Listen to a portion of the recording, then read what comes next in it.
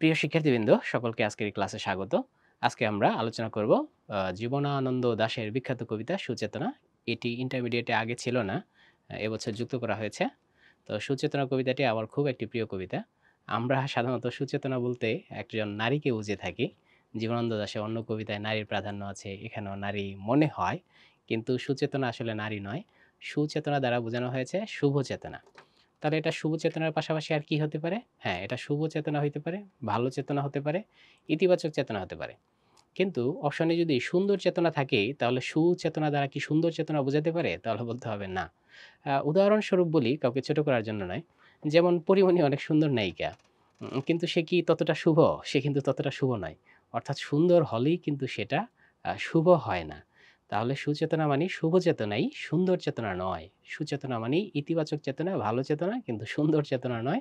এটা আমরা শুরুতেই বুঝলাম। সুন্দর মানেই সেটা শুভ হয় না। এখন আমরা দেখব আজকের স্লাইডে আমরা কি আলোচিত করব, সেটা আমরা এক নজর দেখে নিব কি আলোচিত হবে। আমি চেষ্টা করেছি একটু বেশি ছবি রাখার জন্য, কারণ ছবি মনের কথা বলে, গান মনের কথা বলে। কিন্তু কবিতার চরণ খুব বেশি মনের কথা বলতে পারে না। আমার কাছে মনে হয়। দেখি কি থাকবে আজকে আমাদের আলোচনায়। এই যে সুচেতনা শব্দের ব্যাখ্যা আমরা দেখলাম, শুভ চেতনা, ইতিবাচক চেতনা, কিন্তু কখনোই সেটা সুন্দর চেতনা নয়, আর সুন্দরী চেতনাও নয়, আবার সেটা নারীও নয়। এখন প্রথমেই থাকবে শিখনফল।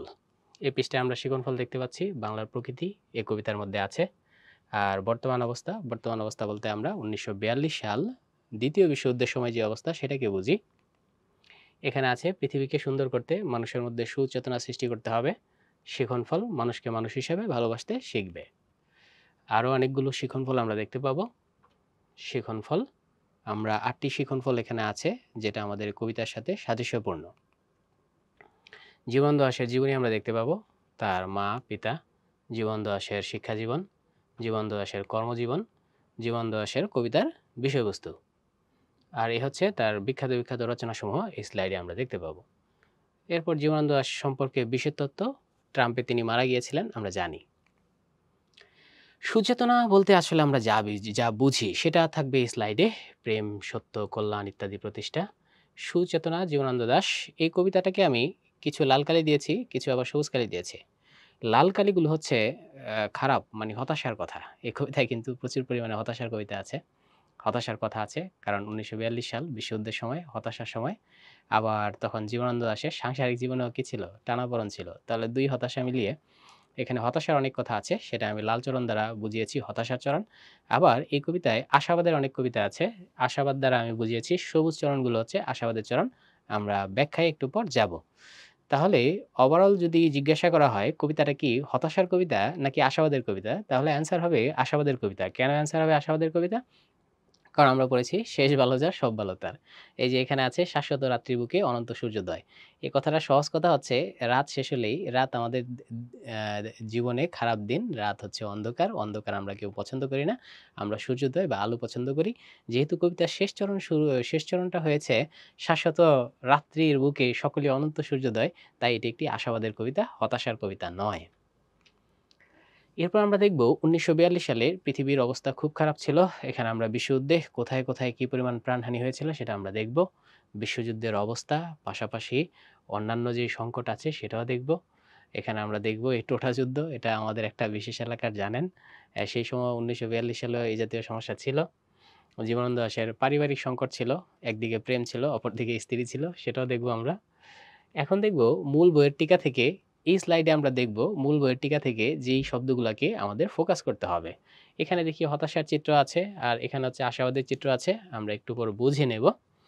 পাঠ পরিচিতিরা যে কোনো কিছু পড়তে গেলে, সেটা কবিতা হোক বা প্রবন্ধ হোক, ছোট গল্প হোক, যাই হোক, কিছু পড়তে গেলে আমাদের পাঠ পরিচিতি ফোকাস করতে হয়। কেন করতে হয়? কারণ পাঠ পরিচিতিতে যে শব্দগুলো থাকে, কিছু কি পয়েন্ট থাকে, ওই কি পয়েন্টগুলো আমাদের মাথায় রাখতে হয়। অন্য একটা কনটেন্ট দিয়ে দিলে এই কি পয়েন্টগুলোর সাথে ওই কনটেন্টের কতটুকু সাদৃশ্য আছে অথবা কতটুকু বৈসাদৃশ্য আছে, সেটা আমাদের কি করতে হয়? বিস্তারিত ব্যাখ্যা করতে হয়। সেজন্য পাঠ পরিচিতির গুরুত্বপূর্ণ শব্দগুলো আমাদের মাথায় রাখতে হয়, আত্মস্থ করতে হয়, বুঝতে হয়, অনুধাবন করতে হয়। এরপর দেখব এই অসুস্থ পৃথিবীকে সুস্থ করতে হলে আমাদের যা করতে হবে। এর মধ্যে একটা দেখতে পাচ্ছি, শুভ চেতনার আলো জ্বালাতে হবে। সবশেষ শব্দের মধ্যে যেই টিকাগুলো আছে সেই বইয়ের মধ্যে আছে, সেখানে আমরা দেখি যেগুলো নেগেটিভ সেগুলো লাল দাগ দেওয়া, আর যেগুলো পজিটিভ সবুজ দাগ দেওয়া আছে, লাল দাগ সবুজ দাগ। এখানে আমরা বিখ্যাত বিখ্যাত যে চরণগুলো আছে সেই চরণগুলোর ব্যাখ্যা এখানে দিয়ে দিয়েছি, এবং সেটা চিত্রের সাহায্যে সেই ব্যাখ্যাগুলো দিয়েছি। সবগুলাই দেখুন চিত্র আছে, চিত্রগুলো দেখলে আমরা বুঝতে পারি এখানে রক্তপাত, তাহলে কবিতার মধ্যে অবশ্যই রক্তপাতের বিষয় আছে। চিত্রে আমরা দেখতে পাচ্ছি যুদ্ধ, তাহলে কবিতায় যুদ্ধের বিষয় আছে। চিত্রে ভালোবাসার চিত্র দেখতে পাচ্ছি, তাহলে বুঝতে হবে কবিতার বিষয়বস্তু ভালোবাসা আছে। এই চিত্র আমাদের চোখ এবং মনোযোগ দুটাকে একসাথে ফোকাস করবে, আমরা কবিতার বিষয়বস্তু সহজেই অনুধাবন করতে পারবো। আচ্ছা, এখানে আমরা দেখি এই চরণের ব্যাখ্যার সাথে এই চিত্রগুলো সাদৃশ্যপূর্ণ কিভাবে, আমরা একটু পরেই ব্যাখ্যায় যাব। এটা হচ্ছে আমাদের শেষ চিত্র, শাশ্বত রাত্রির বুকে অনন্ত সূর্যোদয়। এই যে সূর্য উদয় হয়েছে, সুতরাং এখানে একটা রাত্রি আছে, রাত্রিটা দেখা যাচ্ছে না ভালো, রাত্রি কিন্তু কেটে গেছে। এখানে হচ্ছে আমরা পরবর্তীতে দিয়ে দিব, এটা লাস্টে দিয়ে তোমরা যারা স্ক্রিনশট নিতে পারো, এটা আমাদের উদ্ভাসের। দেখো আমাদের ক্লান্তিহীন ক্লান্ত নাবিক হতে হবে। এই যে একজন ড্রাইভারকে আমরা দেখতে পাচ্ছি অত্যন্ত ক্লান্ত, তারপরেও সে কিন্তু তার গাড়ি ছাড়েনি, সে কিন্তু চালিয়ে যাচ্ছে। আমাদের জীবনে এমন হতে হবে, আমরা যতই ক্লান্ত হই কিন্তু আমাদের দায়িত্ব অবহেলা করা যাবে না।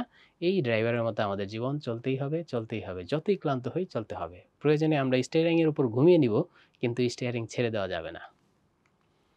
এখন আমরা একদম শুরু থেকে এই ব্যাখ্যাগুলাই চলে যাব। আমাদের আজকের এই কন্টেন্টের মধ্যে আমরা কি কি ব্যাখ্যা পাই, কবিতাটা আমাদের কেন ভালো লাগে, কেন এত সুন্দর। এটার ব্যাখ্যা আমরা শুরুতেই বলেছি, সবুজ চেতনা এখানে দুইটা বিষয় হতে পারে। সবুজ চেতনা সমস্ত ভালো কাজই সবুজ চেতনা। তাহলে একটা প্রশ্ন থাকতে পারে, ভাইয়া সবুজ চেতনা বলতে আমরা কি বুঝি? তুমি একজনকে ভালোবাসো, সেটাও কিন্তু সবুজ চেতনা। তুমি একজনকে হেল্প করো, সেটাও কিন্তু সবুজ চেতনা। তুমি সদা সত্য কথা বলো, সেটাও কিন্তু সবুজ চেতনা। তুমি কল্যাণ করতে চাও, কাউকে সহায়তা করেছো, করোনার সময় অনেক মানুষ টাকা দেয়, সেটা সবুজ চেতনা। অর্থাৎ তুমি কাউকে একটা বিপদ থেকে বাঁচিয়ে দিয়েছো, সবুজ চেতনা। অর্থাৎ পৃথিবীর যত কাজ আছে সবই সবুজ চেতনা। তাহলে খারাপ কাজ কি? খারাপ কাজের কিছু ওয়ার্ড চিরকালের জন্য মুখস্থ রাখবা। যেমন ধরো এই কবিতার মধ্যে বিশ্বযুদ্ধ ১ এর কথা আছে, সেটা একটা খারাপ কাজ। বিশ্বযুদ্ধ ২ আছে, সেটাও খারাপ কাজ। বিশ্বযুদ্ধের সময় আমরা দেখি প্রাণহানি হয়, সেটা খারাপ কাজ। রক্তপাত ঘটে, সেটাও কিন্তু খারাপ কাজ। এরপর আমরা দেখতে পাই এই কবিতার আলোকে আমরা দেখতে পাবো খাদ্য অভাব। বিশ্বযুদ্ধের সময় যেহেতু ফসলে মানুষের জীবন নেই, টানাটানি, কেউ ফসল চাষাবাদ করে না, তাই খাদ্যের অভাব দেখা দেয়। মাঝে, মাঝে দুর্ভিক্ষও দেখা দেয়। এগুলো হচ্ছে খারাপ কাজ। অন্যায় খারাপ কাজ, অবিচার খারাপ কাজ। এই সবগুলো শব্দকে একসাথে আমাদের কি করতে হবে? শিখে নিতে হবে। তাহলে আমরা খারাপ কাজ বুঝতে পারবো। এর উল্টাটা যা ঘটে তাই তো ভালো কাজ, তাই তো শুভ চেতনা, তাই ইতিবাচক চেতনা। কিন্তু সুন্দর চেতনা বলা যাবে না। এখানে আমরা শুরুতে একটা জিনিস লিখে নিই, এই যে দাস বানানটা।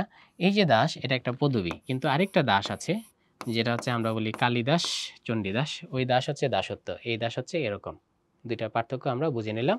এটা দ্বারা দাসত্ব বোঝায়, মা কালীর দাস তাই কালিদাস, মা চণ্ডীর দাস তাই চণ্ডীদাস। আর এই দাস হচ্ছে বংশ বা পদবী বোঝায়। দেখো শিখনফলটা কিন্তু খুবই ইম্পোর্টেন্ট। আমরা শিখনফলটায় অনেক সময় জোর দেই না, কিন্তু শিখনফলটা দ্বারা আমাকে বোঝায় আমার এই কনটেন্টের মধ্যে কি, কি বিষয়বস্তু থাকে। আমরা দেখেছি মোটামুটি এই কবিতার মধ্যে ৮ টা বিষয়কে সে স্পর্শ করেছে। যেমন ১ নাম্বার বিষয়টাকে সে স্পর্শ করেছে, সেটা হচ্ছে বাংলার প্রকৃতির কথা এই কবিতার মধ্যে আছে। এখন আমাদের খুঁজে বের করতে হবে এই কবিতায় কোথায় প্রকৃতির কথা আছে। কারণ আরেকটা উদ্দীপক যখন আমাকে দিয়ে দিবে, সেই সেটা হচ্ছে, যেমন ধরো জীবন দাসের একটা কবিতা আছে, আমি বাংলার রূপ দেখিয়াছি পৃথিবীর রূপ খুঁজতে চাই না আর। এখন বলবে যে ওই চরণের সাথে আমার এই কবিতার সাদৃশ্য আছে কি? হ্যাঁ, আছে। কোথায় আছে? ওই কবিতায়ও আ প্রকৃতির বর্ণনা করা হয়েছে, এই কবিতায়ও প্রকৃতির বর্ণনা করা হয়েছে। এইজন্য আমাদের এই যে ৮ টি কনটেন্ট এখানে আছে, সেই শিখনফল ৮ টি কনটেন্ট আমাদের মাথায় রাখতে হবে। এখন দেখব আমরা প্রকৃতির রূপ বৈচিত্র্য কোন চরণে আছে আমাদের সুচেতনা কবিতার।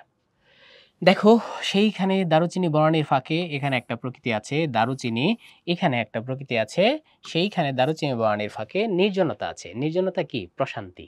নির্জনতা সবসময় প্রশান্তির প্রতীক। নির্জনতা দ্বারা প্রশান্তি কিভাবে বুঝবো ভাইয়া? তাহলে তুমি খেয়াল করে দেখো, তুমি জ্যামে আছো, রাস্তায় বাসের মধ্যে জ্যামে আছো। আর আমি এখানে উদ্বাসে একটা এসির রুমে নির্জন ঘরে আছি। তাহলে বুঝতেই তো পারছো তুমি জ্যামে আছো, অর্থাৎ তুমি শান্তিতে নেই। আমি নির্জনতায় আছি, প্রশান্তিতে আছি। একজন গাছের উপরে ঘর করে বসবাস করছে, সে কিন্তু অনেক শান্তিতে আছে।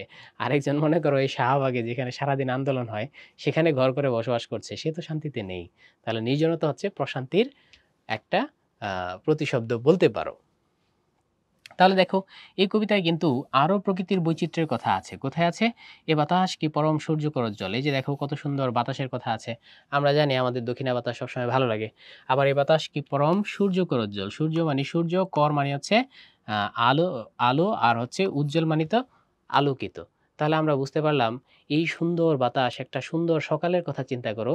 যে সকালে একটা দারুণ বাতাস আছে, সূর্যের কর আছে বা সূর্যের আলো আছে আর উজ্জ্বল মানে কি আলোকিত। অর্থাৎ পুরো কথাটার অর্থ সূর্যের আলোয় উজ্জ্বল, আলোকিত। সূর্যের আলোয় আলোকিত। গুড। এরপর দেখো এখানে প্রকৃতির কথা আরেকটা কথা বলা আছে। একসময় কবি নিজেকে বলেছিল যে, "এই পৃথিবীতে এসে আমি ভুল করেছি।" এই কবিতার মধ্যে আছে যে, পৃথিবীর এত সংকট, নিজের ব্যক্তিগত জীবনে এত সংকট, এই ২ সংকটকে ফেস করে কবি বলেছিলেন যে, "না এলেই ভালো হতো। এই পৃথিবীতে না এলেই ভালো হতো।" এই কথা বলেছেন। পরের চরণে আবার তিনি গিয়ে বলেছেন, "না এসে কিন্তু ভালোই হয়েছে।" কেন ভালো হয়েছে? এই যে এত সুন্দর সমুজ্জ্বল, উজ্জ্বল ভোর আমি দেখেছি। এত সুন্দর উজ্জ্বল ভোর দেখেছি। সেই ভোরে আমার শিশিরে আমার শরীর ছুঁয়ে গেছে। কি অসাধারণ কথা! তুমি খেয়াল করেছো? সকালবেলা আমরা যখন একসময় রস পাড়তে যাইতাম, খেজুরের রস, আমরা যাইতাম ভোরবেলা চুরি করতাম। সেই সরিষা ক্ষেতের ভিতর দিয়ে তোমার খেজুরের রস চুরি করতে যেতাম। সরিষার উপরে যেই শিশিরের ফোঁটা, ফোঁটা থাকতো, বিন্দু, বিন্দু থাকতো, শরীর ভিজে যেত। সেই যে অনুভূতি বলে শেষ করতে পারব না। দেখো কবি একসময় হতাশ হয়েছিলেন এই পৃথিবীর সংকট আর নিজের ব্যক্তিগত সংকটে। তাই তিনি বলেছিলেন, "না এলেই ভালো হতো।" পরের চরণে তিনি আবার আশাবাদ ব্যক্ত করে বলেছেন, "এসে অনেক সুন্দরই হয়েছে। যদি না আসতাম এত সুন্দর একটা ভোর আর শিশিরের স্পর্শ লাভ করতে পারতাম না।"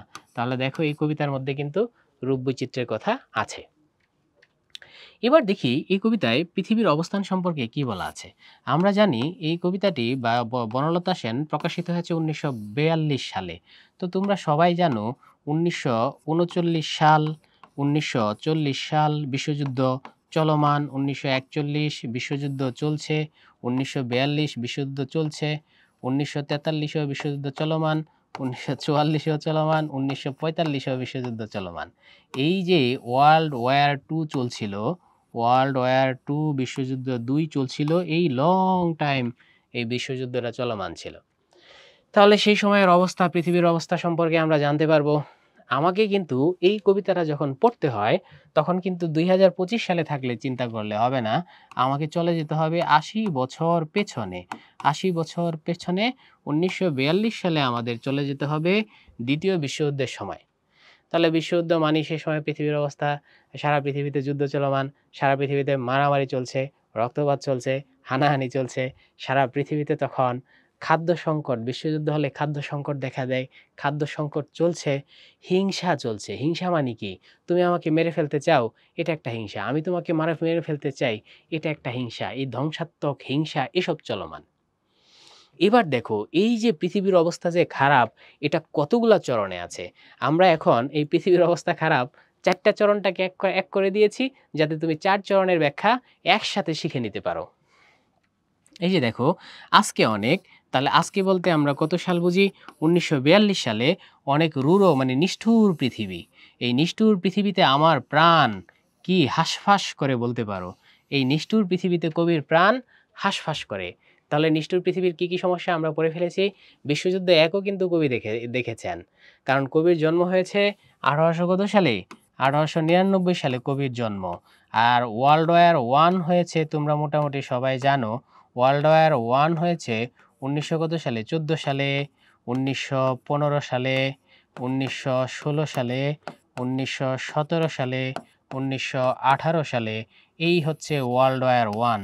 তাহলে কবি সেটার ভয়াবহতা দেখেছেন, ওয়ার্ল্ড ওয়ার ২ এর ভয়াবহতা দেখেছেন, রক্তপাত দেখেছেন, প্রাণহানি দেখেছেন, হানাহানি দেখেছেন, খাদ্য সংকট দেখেছেন, উদ্বাস্তু রিফিউজি মানুষ কি হয়েছে? তার বাস্তু হারা হয়েছে সেটা তিনি দেখেছেন। তারপর মজুতদার যখন এই চালের দাম বেড়ে যায় তখন অনেক ব্যবসায়ী চাল নিয়ে মাটির নিচে লুকিয়ে ফেলে, অর্থাৎ চালকে আরো বেশি দাম বাড়িয়ে দেয়। কবি সেই চোরাকারবারি দেখেছেন, মজুতদার দেখেছেন। পাশাপাশি কবির যে নিজের জীবনে অভাব সেটা তিনি দেখেছেন। কবির নিজের স্ত্রীর সাথে টানাপোড়েন সেটাও দেখেছেন। কবি ১ম ভালোবেসেছিল শোভনা দেবীকে, শোভনাকে তিনি পাননি, সেই সংকটও তিনি দেখেছেন।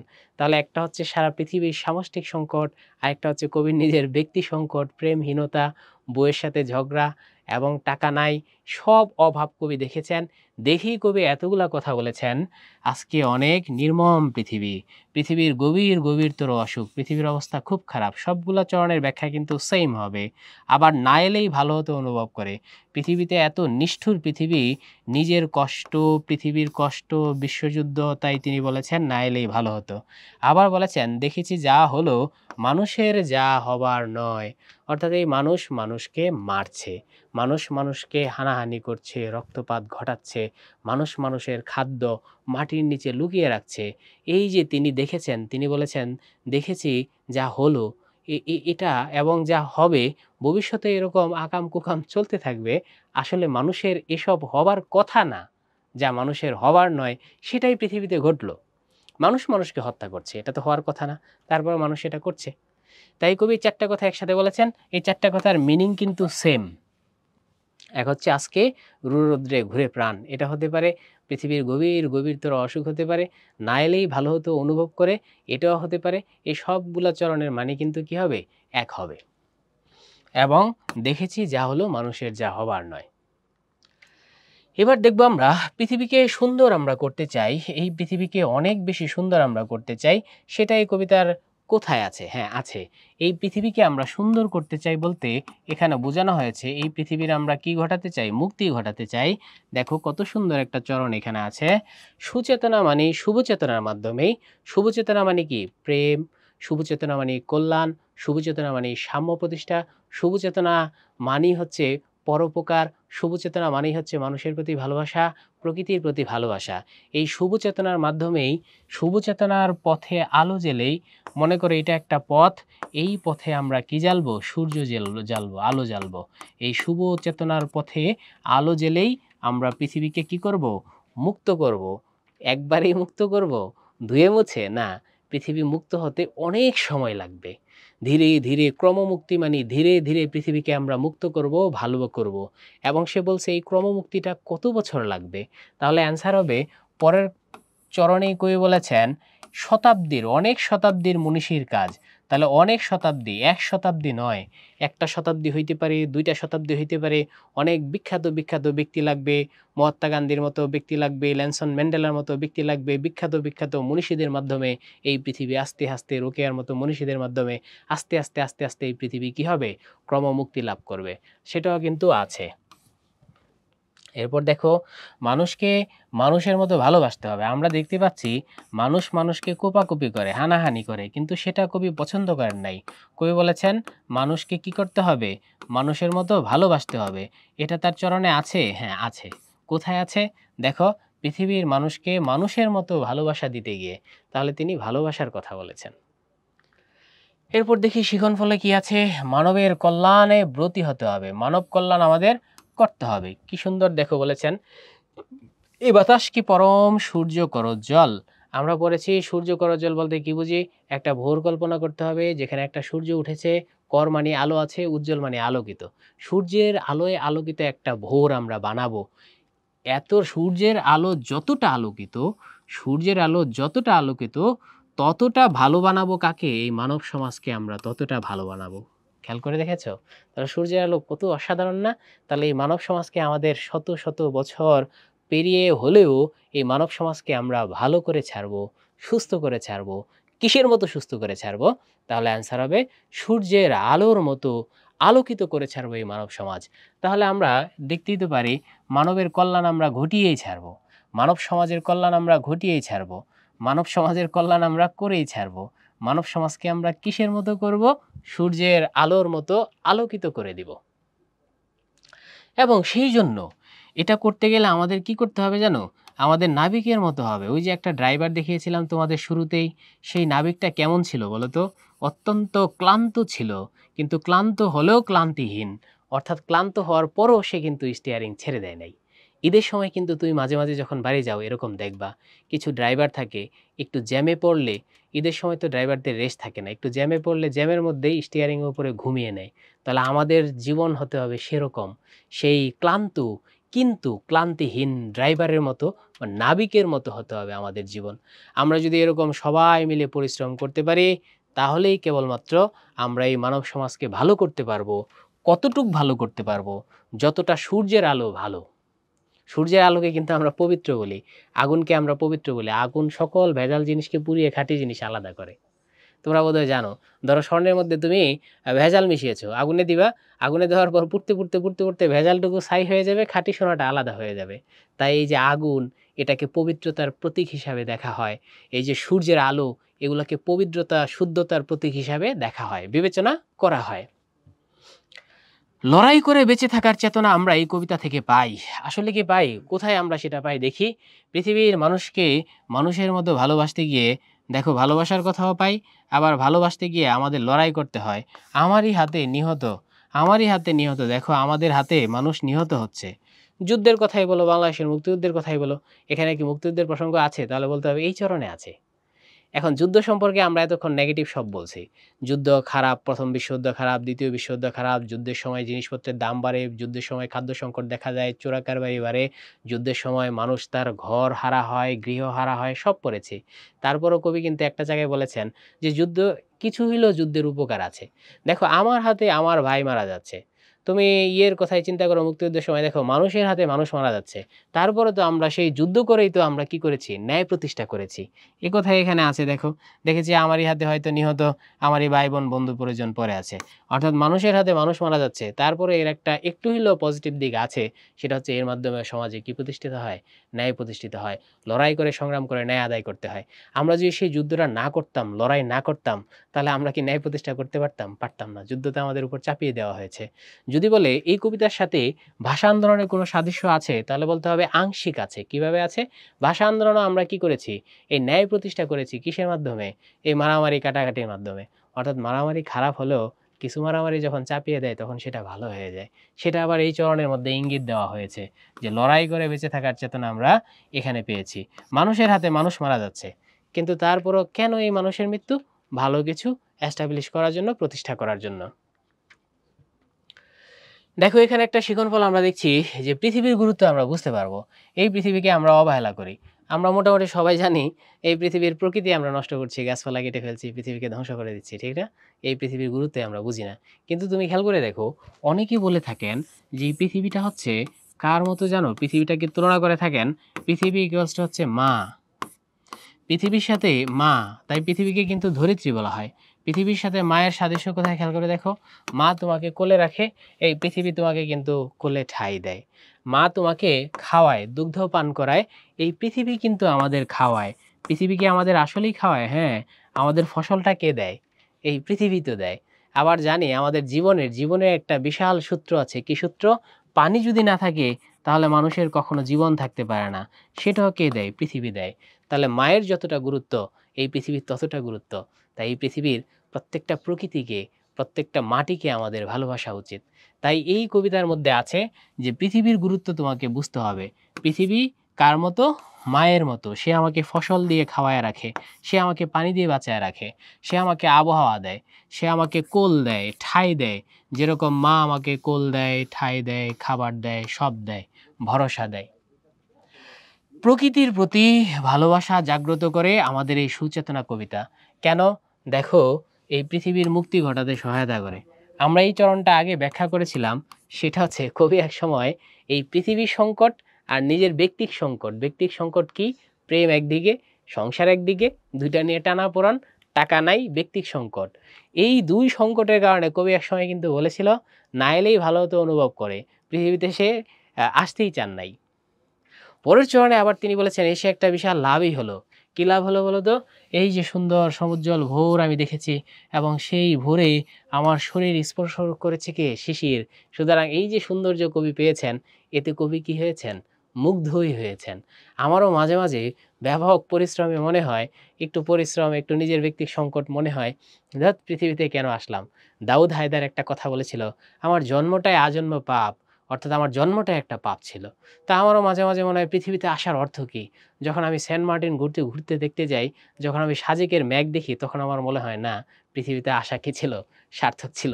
বিশেষ করে যখন তোমার ওই সেন্ট মার্টিনে গিয়ে একটু লবস্টার খাই ভেজে বা বারবিকিউ করে তখন মনে হয় যে না পৃথিবীতে আসা সার্থক ছিল। তাহলে কবিতার মূল ভাবটা আমরা এট আ গ্লান্স দেখলাম। কবিতার বিষয়বস্তুটা বা শিখনফলটা আমরা দেখলাম। এখানে ৮ টি শিখনফল আছে। যদি আমরা রিক্যাপ করি তাহলে আমরা দেখতে পাবো প্রকৃতির প্রতি ভালোবাসা, মানুষের প্রতি ভালোবাসা, পৃথিবীর মুক্তি ঘটানো সেই বিষয়টা আছে। যুদ্ধ, যুদ্ধ করে পৃথিবীতে ন্যায় প্রতিষ্ঠা করতে হয় সেটাও আছে। আবার যুদ্ধের যে ভয়াবহতা সেটাও আছে। আবার শুভ চেতনার মাধ্যমেই পৃথিবীর মুক্তি ঘটবে সেটাও আছে। ৮ টা বিষয় আছে শিখনফল। এখন আমরা জীবনানন্দ দাশ সম্পর্কে টুকটাক দেখেছি। আর একটু দেখে নিব। তবে জীবনানন্দ দাশ সম্পর্কে আমরা আলোচনা কম করব।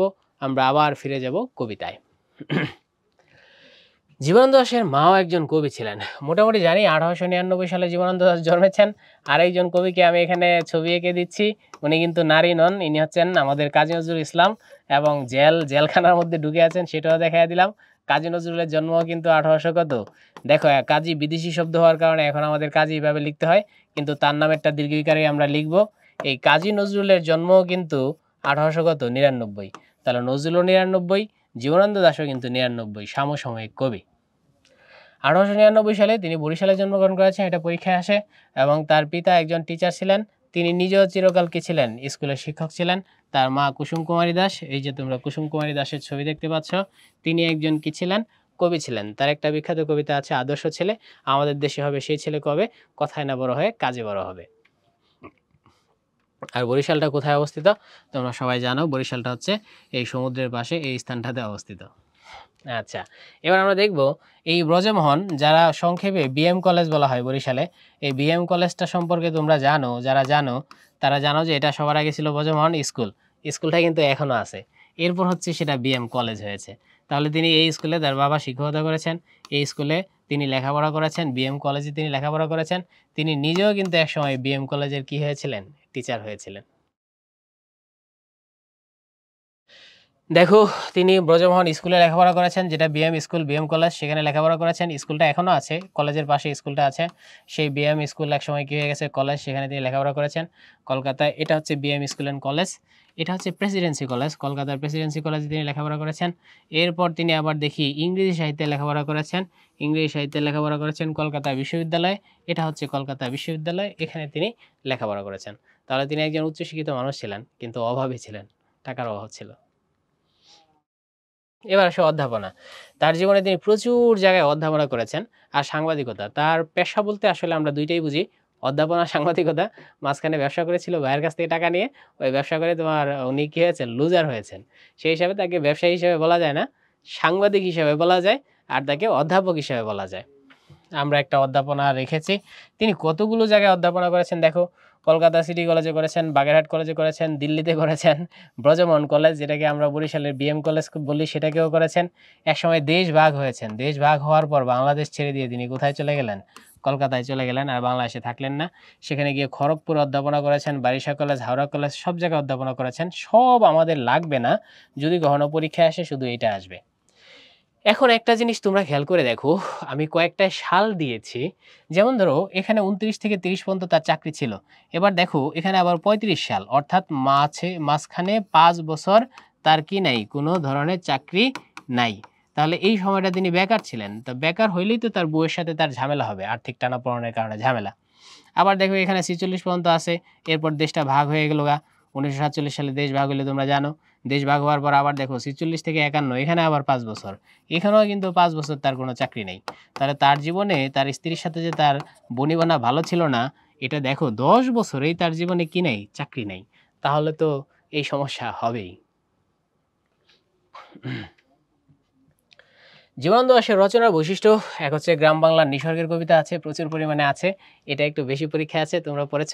সেই দিন এই মাঠ স্তব্ধ হবে না কো জানি, এই নদী নক্ষত্রের তলে সেদিনও দেখিবে স্বপ্ন, সোনার স্বপ্নের স্বাদ পৃথিবীতে কবে আর ঝরে, আমি থাকবো না বলে চালতা ফুল কি ভিজিবে না, শিশিরের জলে নরম গন্ধের ঢেউয়ে। কি সুন্দর কথা, হ্যাঁ? যে আমি মরে যাব, কিন্তু চালতা ফুল তো আমার চোখের সামনে চালতা ফুল ভেসে ওঠে। চালতা ফুল তো ফুটবে, তারপর সে শিশির পড়বে, শিশিরের জলে সেই চালতা ফুল ভিজে যাবে। কি এক অপরূপ দৃশ্য, ঠিক না? আমার মৃত্যু এই পৃথিবীর কোনো নিয়মকেই চেঞ্জ করবে না। এত সুন্দর কথা বলেছেন তিনি, নিসর্গের কথা। আবার তার নিসর্গের কবিতা তোমরা পড়েছ, আমি বাংলার রূপ দেখিয়াছি পৃথিবীর রূপ, বাংলার মুখ দেখিয়াছি পৃথিবীর রূপ খুঁজতে চাই না। কত সুন্দর কথা, ঠিক না? আবার এই বাংলাকে ভালোবেসে তিনি বলেছেন, এই বাংলাদেশের সাথে আমার প্রেম শেষ হবার নয়, এক জনমের নয়। কবিতার ভাষায় বা গানের ভাষায় তোমার আমার প্রেম এক জনমের নয়।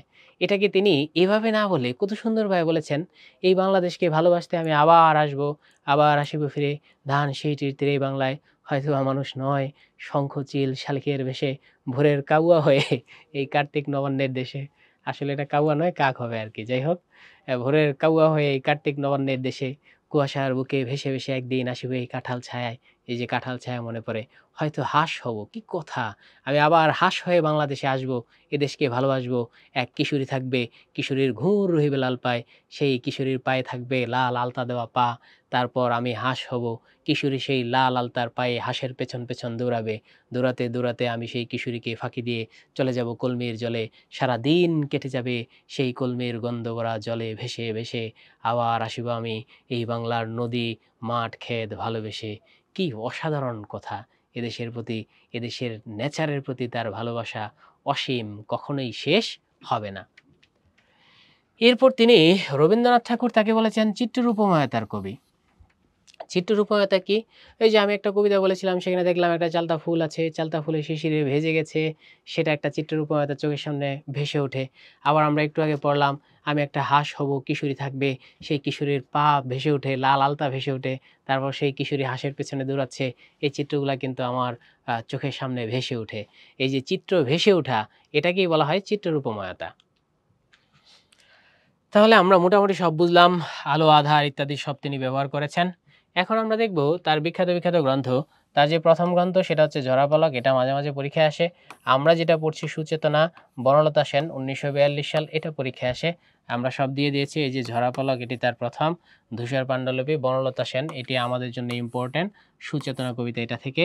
রূপসী বাংলার মধ্যে ওই কথাটা আছে, আমি বাংলার রূপ খুঁজিয়াছি পৃথিবীর রূপ খুঁজতে চাই না। মাল্যবানটা খেয়াল করে দেখো, মাল্যবান হচ্ছে এই নায়কের নামই হচ্ছে মাল্যবান। দেখো, স্বামী স্ত্রীর সংকট, দাম্পত্য সংকট, তাহলে বুঝতে পারো এটা জীবনানন্দ দাশের নিজের জীবন নিয়ে লেখা। তার নিজের জীবনে স্ত্রীর সাথে সংকট ছিল, সেই সংকট নিয়ে তিনি এই মাল্যবান উপন্যাসটা লিখেছেন। মাল্যবান হচ্ছে নায়কের নাম থাকে মাল্যবান। জীবনানন্দ দাশের অন্যান্য তথ্য, তিনি আধুনিক বাংলা কাব্যের শ্রেষ্ঠ কবি। মায়ের কাছ থেকে তিনি কবিতা লেখার অনুপ্রেরণা পেয়েছেন, এটা আমরা ইতিমধ্যে পড়ে ফেলেছি। বুদ্ধদেব বসু তাকে নিজতম কবি বলেছেন, এটা মাঝে মাঝে পরীক্ষায় আসে। কবিতায় এটা একটু পৈরো, নিসর্গ বিষয়ক কবিতা। আমরা দেখেছি তার কবিতায় খুব প্রকৃতির কথা থাকে। আর মুক্তিযুদ্ধের সাথেও কি তার কবিতার কোনো সম্পর্ক আছে? হ্যাঁ, আছে। ওই যে একটু আগে আমরা পড়েছি না, যে মানুষকে ভালোবেসে মানুষ মানুষকে হত্যা করে। হত্যা করার পর কেন মানুষ মানুষকে হত্যা করে? একটা কি করার জন্য? যুদ্ধ জয় করার জন্য। যুদ্ধ জয় করে ন্যায় প্রতিষ্ঠা করতে হয়। যুদ্ধ জয় ছাড়া ন্যায় প্রতিষ্ঠা হয় না। তিনি মারা গিয়েছেন 1954 সালে ট্রাম দুর্ঘটনায় মারা গিয়েছেন। অনেকে ট্রাম চিনো না, দেখো এটা একটা বাসের মতো কিন্তু রেল লাইনের উপর চলে, এটাই হচ্ছে কিন্তু ট্রাম। তিনি 2 হাতে 2 ডাব নিয়ে ট্রাম দুর্ঘটনায় মারা গিয়েছিলেন। আল্লাহ, মানুষের মৃত্যু, আমি হাসছি কেন, সরি, ওই ডাব হাতে ছিল তো তাই হাসি চলে আসে। এবার দেখো, সুচেতনা বলতে আমরা কি বুঝি? পৃথিবীতে প্রেম প্রতিষ্ঠা করতে হবে, এটাই সুচেতনা। সত্য প্রতিষ্ঠা করা, সেটাই সুচেতনা। মানুষের জন্য কল্যাণ করা, সেটাই সচেতনতা। পৃথিবীর মুক্তি আর মানুষের মুক্তি, এই দুইটা জিনিস কি আলাদা? হ্যাঁ, আলাদা। তুমি অনেকগুলা গাছ রোপণ করো, এটা হচ্ছে তুমি পৃথিবীর মুক্তির চেষ্টা করছো। তুমি তোমার পুকুরটাকে ভরাট করছো না, এটা তুমি পৃথিবীর মুক্তির চেষ্টা করছো। আর তুমি মানুষ মারছো না, এটা হচ্ছে মানুষের মুক্তি। তুমি খাদ্যে ভেজাল মেশাচ্ছ না, এটা হচ্ছে মানুষের মুক্তি। তাহলে পৃথিবীর মুক্তি হচ্ছে পৃথিবীর নেচারকে কি রাখা, ঠিক রাখা। আর মানুষের মুক্তি হচ্ছে মানুষের ক্ষতি না করা। তাই দুইটা মুক্তি কিন্তু আলাদা। আর আমাদের জীবন হবে, এই কবিতার আশাবাদের কবিতা, আমাদের জীবন হবে কি দারুণ সূর্যোদয়ের মতো। আমাদের জীবন যেন আধার না হয়, অন্ধকার না হয়, সূর্যোদয়ের মতো হবে।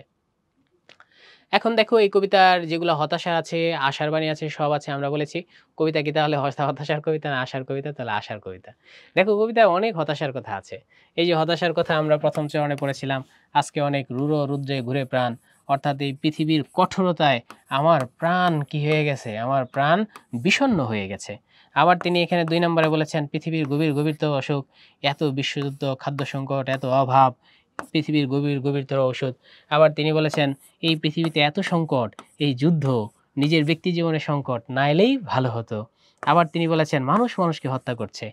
এটা তো হওয়ার কথা নয়, তারপরও মানুষ এটা করছে। এসব দেখে তিনি হতাশ। তাহলে কি এটি হতাশার কবিতা? না। তিনি ফাইনালি যেটা বলেছেন সেটা হচ্ছে শেষ কথা। ফাইনালি বলেছেন শাশ্বত। শাশ্বত মানে কি জানো? চিরস্থায়ী বা প্রতিদিন যেটা ঘটে সেটাকে আমরা বলি শাশ্বত। যেমন আমরা ঘুমাই এটা শাশ্বত, আমরা খাই এটা শাশ্বত। শাশ্বত রাত্রি, প্রতিদিন রাত্রি আসে, তাহলে রাত্রিটা শাশ্বত। শাশ্বত রাত্রির বুকে অনন্ত সূর্যোদয় এবং প্রতিদিন সূর্যোদয় হয়। তাহলে এটাই হচ্ছে একটি আশাবাদের কবিতা। তাহলে বিষয়টা হচ্ছে এরকম, আমাদের জীবনে অসুখ থাকবে, মাথা ব্যথা। ধরো মাথা ব্যথা হয়েছে, তখন তুমি কি করবে? মাথা কেটে ফেলবে? না। মাথা ব্যথা হলে মাথা কি করতে হবে? মলম দিয়ে রোগ সারাতে হবে। পেটে ব্যথা, পেটের ওষুধ দিতে হবে। আইসিইউতে তোমার বাবাকে নিয়ে গিয়েছে। তোমার বাবার কষ্ট হচ্ছে, এখন কি তুমি মেরে ফেলবে নাকি চিকিৎসা করবে?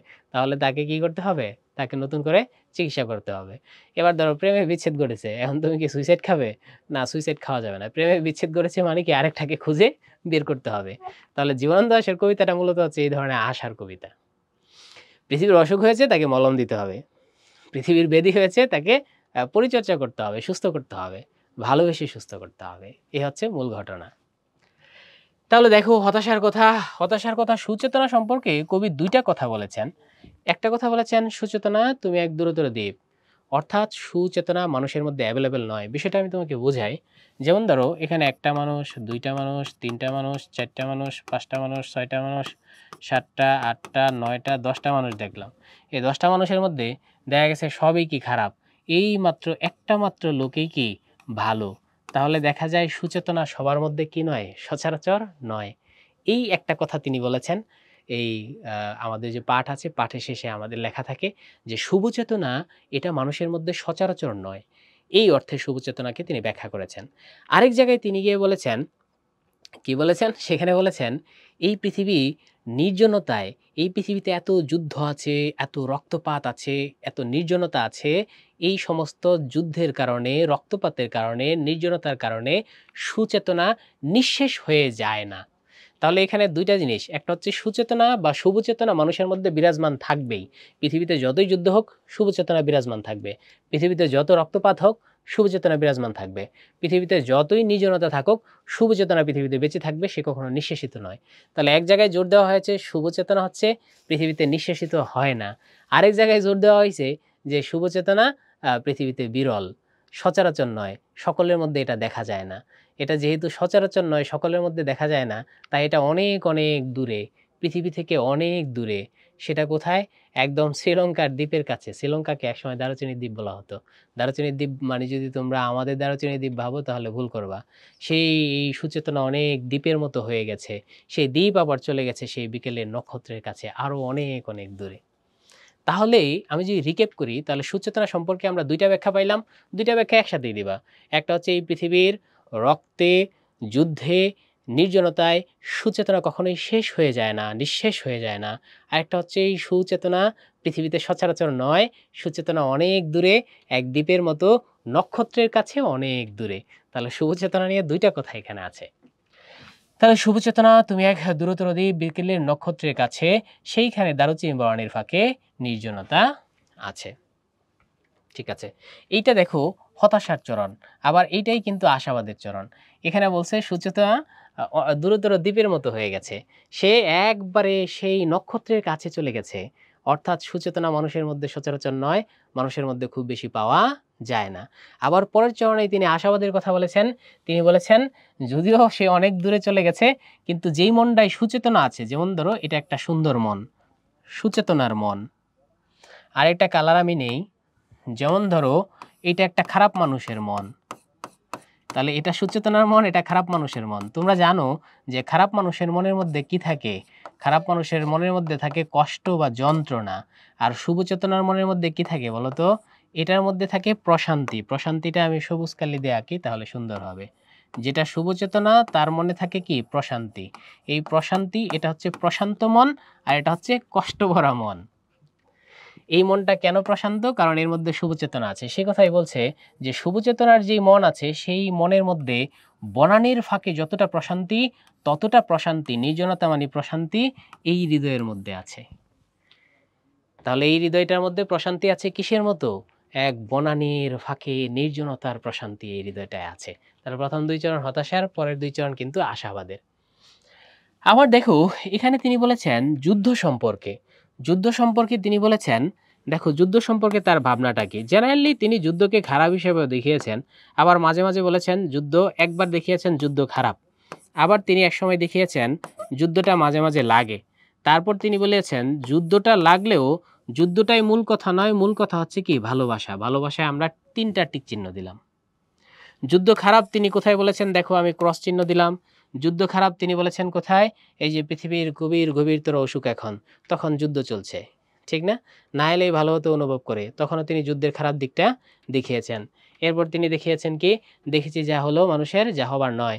এখানেও তিনি যুদ্ধের খারাপ দিক দেখিয়েছেন। আবার তিনি যুদ্ধের খারাপ দিক দেখিয়েছেন আজকে অনেক রৌদ্রে ঘুরে প্রাণ। এই সবকটার মধ্যে যুদ্ধের ভয়াবহতা, প্রথম বিশ্বযুদ্ধের ভয়াবহতা, দ্বিতীয় বিশ্বযুদ্ধের ভয়াবহতা, বিশ্বযুদ্ধ সংকট সব দেখিয়েছেন। আবার তিনি যুদ্ধ সম্পর্কে পজিটিভও বলেছেন। এই চরণে এসে তিনি বলেছেন এই পৃথিবীর রণরক্ত সফলতা সত্য। দেখো যুদ্ধকে আমরা অস্বীকার করতে পারি না। কেন? রাসূল সাল্লাল্লাহু আলাইহি সাল্লাম কিন্তু যুদ্ধ করেই আরবে ন্যায় প্রতিষ্ঠা করেছিলেন। রাসূল সাল্লাল্লাহু আলাইহি সাল্লাম যুদ্ধ করেই কিন্তু নারীর অধিকার প্রতিষ্ঠা করেছিলেন। আমরা যুদ্ধ করেই কিন্তু পাকিস্তানের কাছ থেকে আমরা আমাদের ন্যায়টাকে কি ছিনিয়ে এনেছিলাম। সমগ্র ভারতবর্ষ, সেটা পাকিস্তান বা ভারত ২ টাই হইতে পারে, ব্রিটিশদের সাথে যুদ্ধ করেই কিন্তু তারা তাদের স্বাধীনতা ছিনিয়ে এনেছিল। তাহলে পৃথিবীর কোনো যুদ্ধকে তিনি অস্বীকার করছেন না। তিনি বলছেন হ্যাঁ, যুদ্ধকে আমি স্বীকার করি, কিন্তু চার চাইতেও আমি বেশি স্বীকার করি কাকে? ভালোবাসাকে। এই চরণটা তোমাদের কবিতায় নাই। কবিতার চরণটা ছিল এরকম, এই পৃথিবীর রণ রক্ত সফলতা সত্য, তবু শেষ সত্য নয়। কলকাতা একদিন কল্লোলিনী তিলোত্তমা হবে, তোমার কাছে আমার হৃদয়। আমার হৃদয়টাকে আমি তোমার কাছে দিয়ে দিলাম। অর্থাৎ ভালোবাসা দিয়ে তিনি জয় করার কথা বলেছেন। জয় আমরা সিনেমার কথাই চিন্তা করো, ২ ভাইয়া জয় করতে পারো। সিনেমার যদি ডিপজল হয় তাহলে নায়িকাকে সে জোর করে নিয়ে এসে বিয়ে করবে। যে সে তো পাইলো নায়িকাকে, কিন্তু জোর করে পাইলো। আর যদি সেটা যদি তোমার ইয়া হয়, অনন্ত জলিল হয়, তাহলে নায়িকাকে সে ভালোবেসে ঘরে নিয়ে আসবে। সেটা বেশি সুখের হবে। তাহলে আমরা দেখি ২ ভাবেই পাওয়া যায়। যুদ্ধ করেও পাওয়া যায় সফলতা, আবার কিন্তু ভালোবেসেও সফলতা পাওয়া যায়। এবার তুমি চিন্তা করো কোন সফলতা বেশি সফল? একটা হচ্ছে ডিপজলের নায়িকা ধরে নিয়ে আসা বেশি সফল, নাকি অনন্ত জলিলের ভালোবেসে জয় করে নিয়ে আসা বেশি সফল? তাহলে আমরা দেখলাম প্রথমত যুদ্ধ খারাপ, তারপর তিনি বলেছেন যুদ্ধ সত্য, আমি স্বীকার করছি যুদ্ধের মাধ্যমে ন্যায় প্রতিষ্ঠা হয়। আবার তিনি বলেছেন তবে যুদ্ধের চেয়েও ভালোবাসাটাই হচ্ছে সবচেয়ে বড় সত্য, যেইটা তোমাদের কবিতায় নাই। এই পৃথিবীর রণরক্ত সফলতা সত্য, তবু শেষ সত্য নয়। কলকাতা একদিন কল্লোলিনী তিলোত্তমা হবে, তোমার কাছে আমার হৃদয় রেখে দিলাম। যাই হোক, এখানে বাকি চরণটা আমরা এখানে দেখেছি। এখানেও দেখো, এখানেও আমরা বলেছি যুদ্ধের কিছুটা পজিটিভ দিক এই জায়গায় পড়া আছে। এই জায়গায় আছে যুদ্ধের কিছুটা পজিটিভ দিক। পৃথিবীর মানুষকে মানুষের মধ্যে ভালোবাসতে গিয়ে মানুষের দেখেছি আমারই হাতে হয়তো নিহত। আমার হাতে মানে জীবনানন্দ দাশ নিজে হত্যা করেছেন না। এখানে তিনি বুঝিয়েছেন যে মানুষ দ্বারা মানুষ নিহত, মানুষ দ্বারা মানুষ নিহত, মানুষ দ্বারা মানুষের ভাই নিহত, বোন নিহত, বন্ধু নিহত, পরিজন আত্মীয় স্বজন নিহত পড়ে আছে। কেন করে আছে বলতো? ওই যে একটু আগে বললাম যুদ্ধের মাধ্যমে কি প্রতিষ্ঠা হয়? ন্যায় প্রতিষ্ঠা হয়। এখানেও কিন্তু যুদ্ধের প্রসঙ্গেই তিনি টেনে এনেছেন। তাহলে যুদ্ধ সম্পর্কে তার মনোভাব কি পুরোটাই খারাপ? না, যুদ্ধ সম্পর্কে তার মনোভাব প্রথমত খারাপ, সেটা আমরা ৪ টা চরণে দেখেছি। যুদ্ধ সম্পর্কে তার মনোভাব, যুদ্ধকে অস্বীকার করা যায় না, যুদ্ধেরও প্রয়োজনীয়তা আছে। তবে যুদ্ধের চাইতে ভালোবাসা বেশি গুরুত্বপূর্ণ। ঠিক আছে? মানুষ তো বলিনি পৃথিবীর কাছে। এটা কিন্তু আমরা আগেই বলেছি, প্রথম চরণেই বলেছি পৃথিবী হচ্ছে কি মার মতো। মা কোলে করে রাখে, পৃথিবী আমাদের কোলে রাখে। মা আমাদের খাবার দেয়, পৃথিবী আমাদের ফসল দেয়। মা আমাদের দুধ পান করায়, তৃষ্ণা মেটায়, পৃথিবী আমাদের জল দিয়ে তৃষ্ণা মেটায়। এই পৃথিবীর আলো বাতাসে আমরা বড় হই। তাহলে মা যতই মারুক কাটুক, শেষ ঠাঁই কিন্তু মায়ের কোলে। তাহলে এই পৃথিবী যতই খারাপ হোক, যতই মানুষ হত্যা করুক, আমাদের ঠাঁই কিন্তু এই পৃথিবীর কোলে। তাই মানুষ তো উড়িনি পৃথিবীর কাছে। এই পৃথিবীকে তাহলে মা যদি মারে কাটে আমরা কি করি? মাকে ফেলে দিয়ে ঘৃণা করি না ভালোবাসি? ভালোবাসি। তাহলে এই পৃথিবীতে যুদ্ধ থাকুক, অন্যায় থাকুক, অরাজকতা থাকুক, এই পৃথিবীকে আমাদের কিন্তু মায়ের মতো ভালোবাসতে হবে। কারণ আমরা তার কাছে ঋণী। দেখো সুচেতনা এই পথে আলো জ্বেলে, এই পথ আসলে কোন পথ? এই পথটা হচ্ছে শুভ চেতনার পথ। এই শুভ চেতনার পথে আমাদের কি করতে হবে? আলো মারতে হবে। অর্থাৎ এর মানে কি বুঝছো? এর মানে আমরা দেখিয়েছিলাম না, এই ১০ টা লোকের মধ্যে একটা লোকের মধ্যে শুধুমাত্র ভালোবাসা আছে, এই ৯ জনের মধ্যে ভালোবাসা নাই। এদের মধ্যেও আমাদের ভালোবাসা কি করতে হবে? জাগ্রত করতে হবে। এই জাগ্রত করে শুভ চেতনা জাগ্রত করে, ভালোবাসা মানুষের মনে জাগ্রত করেই পৃথিবীকে ধীরে, ধীরে মুক্তি ঘটাতে হবে। তবে সেই মুক্তি ১-২ দিনে আসবে না। সে অনেক শতাব্দী লাগবে। ১০০ বছর লাগতে পারে, ২০০ বছর লাগতে পারে, ৩০০ বছর লাগতে পারে, ৪০০ বছর লাগতে পারে। সেই পৃথিবীর ক্রমমুক্তি হবে, কিন্তু অনেক শতাব্দীর, শুধুমাত্র শতাব্দী পার হইলেই ভালো হবে না। মনীষী লাগবে। যেমন কালোদের অধিকার প্রতিষ্ঠা করতে হলে নেলসন ম্যান্ডেলাকে লাগবে, নারীদের অধিকার প্রতিষ্ঠা করতে হলে রোকেয়াকে লাগবে, ভারতবর্ষের মুক্তি চাইতে হলে মহাত্মা গান্ধীকে লাগবে, এরকম। তাহলে মানুষের মুক্তি ঘটবে, তবে সেটা শতাব্দীর পর শতাব্দী সময় লাগবে এবং শত, শত মনীষী লাগবে। তারপরেই মানুষের মুক্তি ঘটবে। তবু কিন্তু আশা ছাড়া যাবে না। মাথা ব্যথা করলে মাথা কাটা যাবে না। দেখো, তারপরও কবি আশা ছাড়েন নাই। কবি বলেছেন, এই মানব সমাজকে আমি ভালো করে ছাড়বই। কেন বলেছেন দেখো? তিনি বলেছেন, এই মানব সমাজকে আমি ভালো করবই। কতটা ভালো করব? প্রায় ততদূর ভালো করব, যতটা ভালো এই সূর্য করোজ্জ্বল। সূর্যের আলো যতটা উজ্জ্বল, এই মানব সমাজকে আমি ততদূর ভালো করব। আর এই মানব সমাজকে ততদূর ভালো করতে গিয়ে আমি কি হব? আমাদের মতো, আমি হব, আমার মতো অনেকেই হব। কেমন হব আমরা? নাবিক হব। ক্লান্ত, ক্লান্তিহীন নাবিক। এটা আমি আগেই ব্যাখ্যা করেছি। আমরা এই মানব সমাজকে ভালো করব। কতদূর ভালো করব? যতদূর ভালো হচ্ছে সূর্যের আলো, আলোকিত সকাল যতদূর ভালো, ততটা ভালো মানব সমাজকে করব। আর মানব সমাজকে ভালো করতে গিয়ে আমরা নাবিক হব। কেমন নাবিক হব? ক্লান্ত, ক্লান্তিহীন নাবিক হব। এবং গড়ে দিবই, এই মানব সমাজকে গড়ে দিবই। কেমন গড়ে দিব? ভালো মানব সমাজ গড়ে দিব। সূর্যের আলোর মতো আলোকিত মানব সমাজ আমরা গড়ে দিব। হয়তোবা আজ পারবো না, কোনো এক প্রভাতে। কতদিন লাগবে বলো তো? শতাব্দী লাগবে। কয়েক শতাব্দী, অনেক শতাব্দী লাগবে এই মানব সমাজকে গড়ে দিতে। তাহলে মানব সমাজকে তুমি কতটা আলোকিত করবা? সূর্য করোজ্জ্বল। সূর্যের আলো যতটা আলোকিত, ততদূর ভালো মানব সমাজ আমরা গড়ে দেব। এখন দেখো, একসময় এই পৃথিবীর সংকট, নিজের ব্যক্তি জীবনের সংকট। তিনি বলেছেন, এই মাটির পৃথিবীর টানে একজন মানব জন্মের ঘরে একজন এসেছি, না এলেই ভালো হতো অনুভব করে। এই একটা কথার মধ্যে অনেক ধরনের সংকট আছে, ব্যক্তিক এবং সামষ্টিক। সামষ্টিক সংকট কি? প্রথম বিশ্বযুদ্ধ, দ্বিতীয় বিশ্বযুদ্ধ, বিশ্বযুদ্ধ পরবর্তী মানুষের রক্তপাত, হানাহানি, মারামারি। এরপর আমরা দেখতে পাই কি? খাদ্য সংকট, খাদ্যর মজুদদার, খাদ্যকে গুদামের নিচে লুকিয়ে রাখা। এই সকল সংকট এটাকে আমরা বলি সামষ্টিক সংকট। এরপর নিজের জীবনের চাকরি নাই, স্ত্রীর সাথে সম্পর্ক ভালো নয়, এটা হচ্ছে ব্যক্তিক সংকট। এই দুই সংকটের কারণে তিনি বলেছেন, না এলেই ভালো হতো অনুভব করে। বুঝতে পেরেছ? তারপরের চরণে তিনি আবার বলেছেন, এসে যে গভীর লাভ হলো। কি লাভ হয়েছে? এই যে প্রকৃতি তিনি দেখতে পেয়েছেন, এই যে ভোর আমি দেখেছি, সেই ভোরের মধ্যে আমি শিশিরের স্পর্শ লাভ করেছি, এটাতেই আমি কি হয়েছি? খুশি হয়েছি। এসে এক প্রকার লাভই হলো। আবার এই চরণের ব্যাখ্যা আমরা আগে বলে ফেলেছি। বিশ্বযুদ্ধ, তার ব্যক্তিক সংকট, সামষ্টিক সংকট, দেখেছি যা হলো মানুষের যা হবার নয়, এটা হচ্ছে ইম্পর্টেন্ট। ঠিক আছে? শাশ্বত রাত্রির বুকে সকলে অনন্ত সূর্যোদয়। এমন হচ্ছে, রাত যত গভীর হয় প্রভাত তত নিকটে আসে। তুমি রাত হলে কি হতাশ হবে? না, কারণ রাত হবে মানেই তোমার সকালটা কাছাকাছি চলে এসেছে। রাত 12টা বাজে তুমি কম খুশি হবে, যখন রাত 3টা বাজবে বেশি খুশি হবে, কারণ রাত 3টা বাজলে তুমি ধরে নিবে আর 2 ঘন্টা পর তোমার প্রভাত আসবে, এরকম। তাহলে মানুষের জীবনে সংকটে হতাশ হতে নয়। যেমন আমি হতাশ হই না। আমি যখন মাঝে, মাঝে কখনো কষ্টে থাকি, তখন আমি ভাবি যে এটা তো ভালো। কষ্টে আছি মানে আমি কিছুদিন পর একটা দারুণ সুখ অনুভব করব। অর্থাৎ আমি ভবিষ্যৎটা তখন দেখি। আমি যখন খারাপ থাকি তখন ভাবি, এ তো খারাপ সময় যাচ্ছে, এর মানে 2 দিন পর আমার জন্য একটা কি আসবে? দারুণ ভালো সময় আসবে। কারণ পৃথিবীর সবকিছু গতিশীল, চেঞ্জেবল। বরং যখন আমি ভালো থাকি তখন আমার একটু টেনশন হয়। তাহলে কি আমার কিছুদিন পর আমার জীবনে খারাপ সময় আসবে? ভালো থাকলে বেশি টেনশন হয়। আর খারাপ থাকলে আমি টেনশন করি না। কেন করি না? কারণ 2 দিন পরে আমার জীবনে ভালো সময় আসবে। কারণ পৃথিবীর সবকিছুই গতিশীল। এবার দেখো, ১৯৪২ সালে আমরা যে সংকটগুলা বলেছিলাম, সেই সংকটগুলা আসলে আমি তোমাদের ভিজুয়ালাইজ মানে দেখিয়ে দেওয়ার চেষ্টা করছি বা ভিজুয়ালাইজ করার চেষ্টা করছি। কি, কি সংকট আমরা দেখতে পাই? দেখো, এ হচ্ছে বিশ্বযুদ্ধ। বিশ্বযুদ্ধটা শুরু হয়েছিল ইউরোপ থেকে। এখানে যে তোমরা ম্যাপটা দেখতে পাচ্ছ, এটা ইউরোপের ম্যাপ। তোমরা জানো এই বিশ্বযুদ্ধটা বাদিয়েছে যে দেশ, সেই দেশের নাম হচ্ছে জার্মানি। জার্মানি সারা ইউরোপে ম্যাসাকার করে দিয়েছে হিটলারের সময়ে। প্রথম বিশ্বযুদ্ধ এখান থেকে হয়েছে, দ্বিতীয় বিশ্বযুদ্ধ এখান থেকে হয়েছে। সেই যুদ্ধ আমাদের ভারতবর্ষে এসে আছড়ে পড়েছে। এই জায়গায় যে একটা রাষ্ট্র দেখতে পাচ্ছ, এই রাষ্ট্রটা হচ্ছে মায়ানমার। এই জায়গাটা কিন্তু জাপান দখল করে নিয়েছে। এই জাপান হচ্ছে এই জায়গার একটি রাষ্ট্র।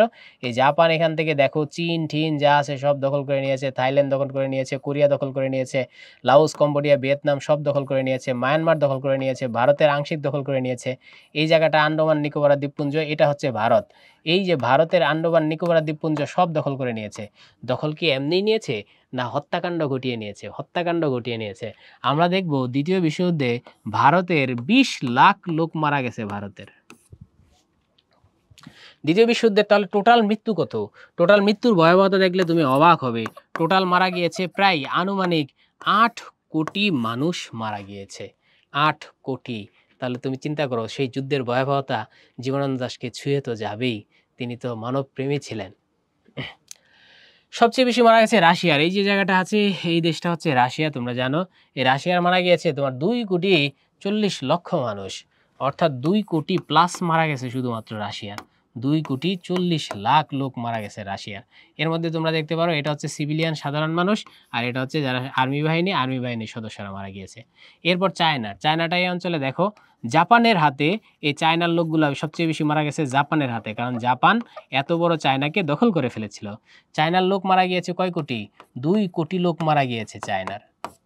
আমরা সব আলোচনা করব না। এই যে জার্মানি, এই জায়গায় যে জার্মানি যুদ্ধটা শুরু করেছিল ইউরোপ থেকে, সেই জার্মানিরও কিন্তু মোটামুটি তোমরা দেখো কত লোক মারা গিয়েছে। 7 দশমিক এর হচ্ছে তোমার কোটির কম মারা গিয়েছে 70 লক্ষ, মানে 1 কোটির কাছাকাছি বা 70 লাখ লোক মারা গিয়েছে জার্মানির। এই বাকিটা তোমরা চিত্রটা দেখতে পারবা। তাহলে সারা পৃথিবীতে মারা গিয়েছে কয় কোটি মানুষ? 8 কোটি। তাই তো কবি বলেছেন আজকে অনেক রুরো রুদ্রে ঘুরে প্রাণ। তাই কবি বলেছেন পৃথিবীর গভীর গভীরতর অসুখ। তাই কবি বলেছেন দেখেছি যা হলো হবে মানুষের যা হওয়ার নয়। তাই কবি বলেছেন না এলেই ভালো হতো অনুভব করে। এ হচ্ছে ওয়ার্ল্ড ওয়ার 1। এই ওয়ার্ল্ড ওয়ার 1 দেখো বোমা আর বোমা। এই যে ওয়ার্ল্ড ওয়ার 2, তাহলে দেখো কতটা ভয়াবহ অবস্থা ছিল। এই যে বাংলাদেশে 2টা জায়গায় কবর আছে বিশ্বযুদ্ধের মানুষের, তোমরা বোধহয় জানো।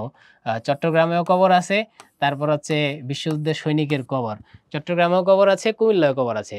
এর মানে বিশ্বযুদ্ধ বাংলাদেশে এসেও পড়েছিল, চট্টগ্রাম এবং কুমিল্লায়। তোমরা ওয়ার সিমেট্রি লিখে সার্চ দিবা তাহলেই পারবা।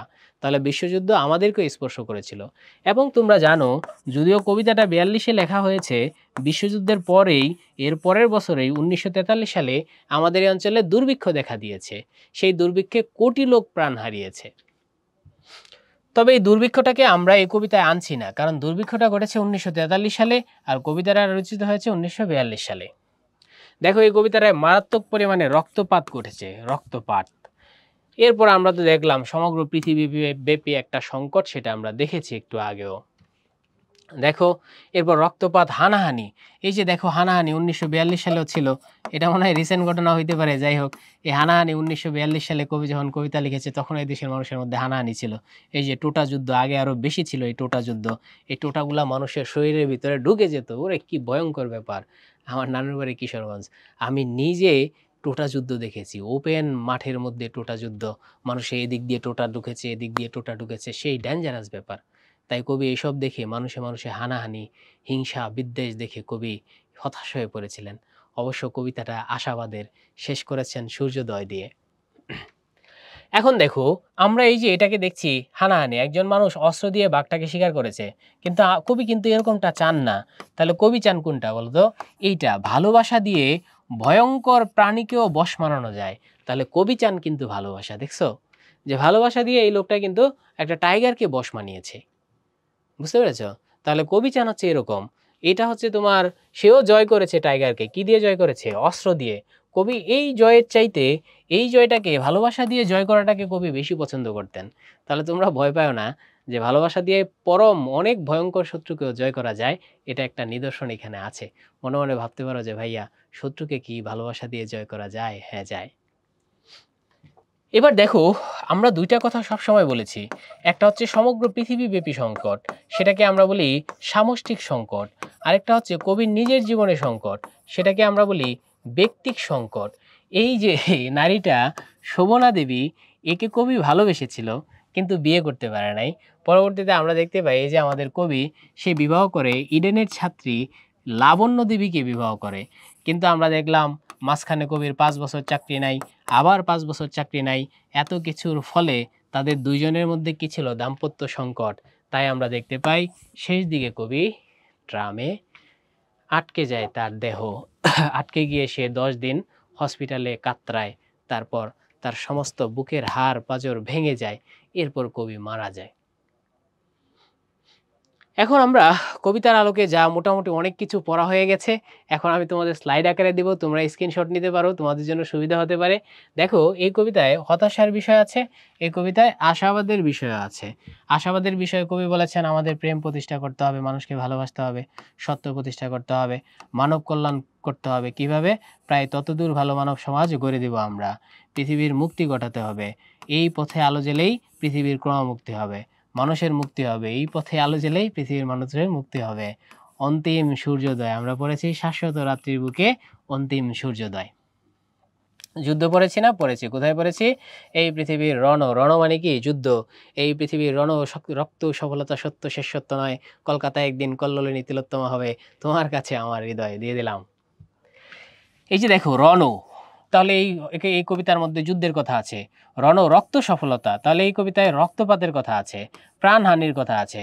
ব্যক্তিক সংকট হচ্ছে কবির নিজের সমস্যা আছে। নিজের সমস্যা কোন চরণে আছে? আমরা আগেই বলেছিলাম, না এলেই ভালো হতো অনুভব করে, সেটাই আছে। সামষ্টিক সংকটও আছে, সমগ্র পৃথিবী ব্যক্তি অন্ধকার। এটা কেন আছে বলতো? শাশ্বত রাত্রি। শাশ্বত রাত্রি মানে কি? প্রতিদিন একটি রাত্রি। তাহলে এটাই তো পৃথিবীব্যাপী অন্ধকার। শাশ্বত রাত্রির বুকে সকলই অনন্ত সূর্যোদয়, অর্থাৎ প্রতিদিন অন্ধকারও আছে, প্রতিদিন সূর্যোদয় আছে।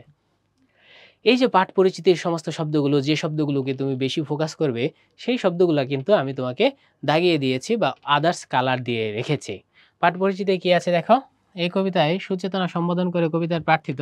প্রার্থিত হচ্ছে কবি যেমনটা প্রার্থনা করেন বা আশা করেন। কবি চান মানুষের মধ্যে সুচেতনা বা শুভ চেতনা কবি আশা করেন। কবি প্রার্থনা করেন, কবি আরাধ্য করেন, অর্থাৎ কবি শুভ চেতনার পূজা করেন, অর্থাৎ শুভ চেতনার পূজা তিনি করেন এবং বিশ্বাস করেন যে শুভ চেতনার মাধ্যমেই এই পৃথিবীর কি হবে? ক্রমমুক্তি হবে। কবির বিশ্বাস মতে শুভ চেতনা একটা দূরতর দ্বীপের মতো, এটা কবির একটা ধারণা, যা পৃথিবীর, ওই যে আমি শুরুতেই বলেছিলাম, শুভ চেতনাকে তিনি দুইভাবে দেখেছেন। একটা হচ্ছে পৃথিবীতে এত যুদ্ধ কিন্তু শুভ চেতনা কখনো ধ্বংস হয়ে যায় না। পৃথিবীতে এত রক্তপাত কিন্তু শুভ চেতনা কখনো পৃথিবীতে ধ্বংস হয়ে যায় না। পৃথিবীতে এত নির্জনতা তবু শুভ চেতনা কখনো ধ্বংস হয়ে যায় না। তাহলে এখানে ফোকাস করা হয়েছে শুভ চেতনা কখনো কি হয়ে যায় না? ধ্বংস হয়ে যায় না। আবার টিকার মধ্যে গিয়ে দেখবো ফোকাস করা হয়েছে শুভ চেতনা এক দূরতর দ্বীপ, বিকেলের নক্ষত্রের কাছে অনেক দূরে, যা পৃথিবীতে সচরাচর নয়। ওখানে ফোকাস করা হয়েছে শুভ চেতনা সচরাচর নয়, আর এখানে ফোকাস করা হয়েছে শুভ চেতনা যুদ্ধের ফলে, রক্তপাতের ফলে, নির্জনতার ফলে ধ্বংস হয়ে যায় না। তাহলে শুভ চেতনা সম্পর্কে আমরা এই পাঠ্যপুস্তকেই দুই ধরনের মতামত পাই। কবির এই চেতনাগত সত্তা বর্তমান পৃথিবীর যে গভীরতম অসুখ আছে, সেই অসুখকে অতিক্রম করবে, অতিক্রম করে একটা সাম্য এবং সুন্দর পৃথিবী প্রতিষ্ঠা করবে। জীবন মুক্তির এই চেতনাগত সত্যই পৃথিবীর ক্রমমুক্তি ঘটাবে, কারণ আমরা পড়েছিলাম এই পথে আলো জ্বেলে পৃথিবীর ক্রমমুক্তি হবে এবং মানব সমাজকে এগিয়ে নিয়ে যাবে। এটা কোথায় পড়েছিলাম আমরা? প্রায় ততদূর ভালো এই মানব সমাজ গড়ে দেব। তো প্রায় ততদূর ভালো এই মানব সমাজ, কতদূর ভালো মানব সমাজ? এ বাতাস কি পরম সূর্য করজ্জ্বল, প্রায় ততদূর ভালো মানব সমাজ আমরা কিন্তু বানিয়ে দেব। বানিয়ে দেওয়ার জন্য আমরা কি করব? আমাদেরকে নাবিক হতে হবে, ক্লান্তিহীন নাবিক হতে হবে। এবং আমরা প্রত্যেকটা রাতকে বিদায় দিয়ে আমরা কি নিয়ে আসবো? সূর্যোদয় নিয়ে আসবো। এখন দেখো, এই অসুস্থ পৃথিবীকে যদি আমরা সুস্থ করতে চাই, তাহলে আমাদের কি কি করতে হবে? এক হচ্ছে মানুষের মধ্যে শুভ চেতনার আলো জ্বালাতে হবে। দুই হচ্ছে অনেক শতাব্দীর মনীষীর কাজ। একটা চরণে কিন্তু ছিল, ঠিক না? এই পথে আলো জ্বেলে পৃথিবীর ক্রমমুক্তি হবে। তাহলে শুভ চেতনার পথে আলো জ্বালাতে হবে। সে অনেক শতাব্দীর মনীষীর কাজ, তাহলে অনেক শতাব্দী লাগবে পৃথিবীকে ভালো করতে। সে অনেক শতাব্দীর মনীষীর কাজ, অনেক মনীষী লাগবে পৃথিবীকে ভালো করতে হলে। এবং আমরা কি করব? একটা মানব সমাজ গঠন করব। কতদূর? এ বাতাস কি পরম সূর্য করজ্জ্বল, প্রায় ততদূর ভালো মানব সমাজ আমরা গঠন করব। সেজন্য আমাদেরকে হতে হবে, কি হতে হবে? নাবিক হতে হবে, ক্লান্তহীন নাবিক হতে হবে। এবং এই মানব সমাজকে আমরা সূর্যের আলোয় আলোকিত করব। এই যে পড়েছি, এ বাতাস কি পরম সূর্যকর জল, প্রায় ততদূর ভালো মানব সমাজ। এই ততদূর ভালো মানব সমাজকে আমরা সূর্যের আলোর মতো আলোকিত করব। খুবই ইম্পর্টেন্ট চরণ হচ্ছে এই পেজটা। এবার দেখো, আমরা একটু আগে বলেছিলাম সুচেতনার উপর কবি দুইটা অর্থ দিয়েছেন। একটা অর্থ হচ্ছে সুচেতনা কখনো যুদ্ধে রক্তে নিঃশেষ হয়ে যায় না, নির্জনতায় নিঃশেষ হয়ে যায় না। আবার এখানে সুচেতনায় কবি বলেছেন সুচেতনা কি?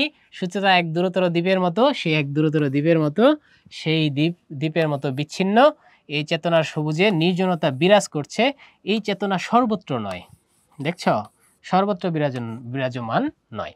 তাহলে এখানে আমরা দুইটা কথা পাইলাম। যখন শুভচেতনার ব্যাখ্যা আসছে তুমি দুইটাই দিবা।